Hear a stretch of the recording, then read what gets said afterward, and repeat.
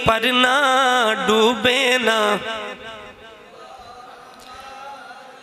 हज़रात गिरामी एक दो हदीस सुन ले, हदीस तो बेशुमार है, तवातुर के दर्जे तक हदीस है। हुजूर आखिरी नबी, हुजूर के बाद कोई नबी।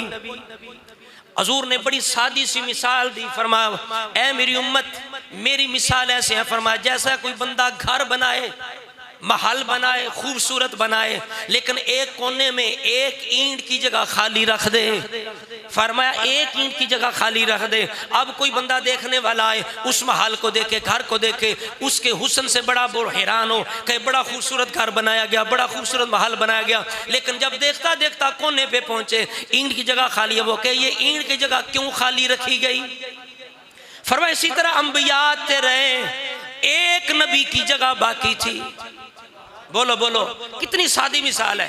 हुजूर ने फरमाया आखिरी ईंट की जगह बाकी थी, एक ईंट की जगह बाकी थी। फरमाया बस नबी आते रहे, महल मुकम्मल होता रहा। एक मिसाल रसूलुल्लाह ने दी महल की तरह, ताकि किसी तरह के किसी भी नबी की, किसी मलऊन, किसी दज्जाल कज़ाब की क़यामत तक किसी के पास ये गुंजाइश ना रहे जो कहे कि मैं भी नबी हो सकता हूँ। हुजूर ने ऐसी मिसाल दी जैसे मकान तैयार हो जाए, एक ईंट की जगह बाकी हो, तो हुजूर ने फरमाया फ़अनल लाबेना, तो फरमाया वो जो आखिरी जगह है ना, जो एक ईंट की जगह बाकी है, वो ईंट मैं मोहम्मद रसूलुल्लाह, वो मैं फ़अनल लाबेना, तो व आना खातमुन नबीयीन।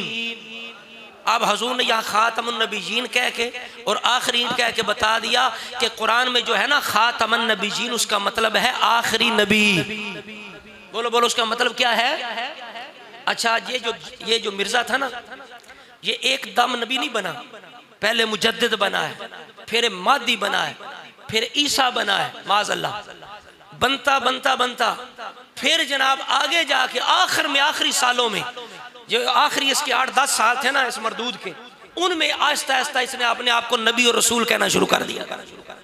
आखिरी सालों एकदम ये नबी नहीं बना। तो हज़रात की पहली किताबों के अंदर, मिर्जा की पहली किताबों के अंदर मिर्जा खुद एक जगह लिखता है, वो कहता है कि अल्लाह ने बगैर किसी तफसील के, बगैर किसी इस्तिस्ना के, रब ने अपने नबी का नाम खातमुल अंबिया रखा है। आगे कहता है और हमारे नबी ने खुद ला नबिय्या बादी कह के इस आयत की तफसीर कर दी। ये कौन कहता है? खुद मिर्जा कादियानी। पहली किताबों के अंदर मिर्जा कादियानी ने खुद ये कहा था कि भाई रसूलुल्लाह ने इसकी तफसीर फरमा दी है। इससे बढ़ के आगे जाके मिर्जे ने एक मिसाल दी, कहता है जिस तरह मैं अपने वालिदैन के घर में आखिरी बच्चा पैदा हुआ हूँ, कहता है जिस तरह आना खातमुल वलद खातमुल औलाद, कहता है मैं अपने वालिदैन के आखिरी बच्चा हूँ, खातमुल औलाद हूँ, खातमुल वलद हूँ। कहता है जिस तरह मैं आखिरी था, मेरे बाद कोई नहीं था, इसी तरह हुजूर खातमुन नबीयीन है। ये बदबख्त पहले ये मानता रहा है और रसूलुल्लाह ने ये मिसाल दे दी एक हदीस के अंदर बिल्कुल वाज़े तौर पे। हुजूर ने दो टोक फरमाया कि इन्न रिसालत व नबुव्वत कदिन क़तअत, फरमाया नबुव्वत भी मुनक़ते हो गई, रिसालत भी मुनक़ते हो गई, यानी सिलसिला ख़त्म हो गया। फरमाया फला रसूल आबादी वला नबी, या मेरे बाद ना कोई रसूल है ना कोई नबी है। इसके अंदर भी वाज़े दो टोक रसूलुल्लाह ने इस बात को इरशाद फरमा दिया। एक और हदीस के अंदर हुजूर ने फरमाया नबी होते रहे पहले, अब मेरे बाद नबी कोई नहीं, मेरे बाद खुलाफा होंगे। बोलो सारे क्या होंगे? खुलाफा होंगे, नबी नहीं होंगे। फरमाया खुलाफा होंगे, नबी कोई नहीं होगा। एक हदीस में फरमाया आना आना मुहम्मदुन आना अहमदो अनल माही अनल हाशिर अनल आकिब। हुजूर फरमाते हैं मैं आकिब हूँ। बोलिए क्या हूँ? यहाँ सामने लिखा होगा आकिब। हजूर आकिब भी हैं।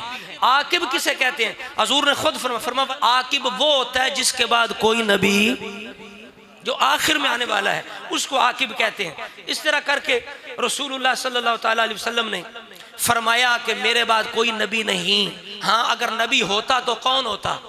उच्चा को सुभान अल्लाह।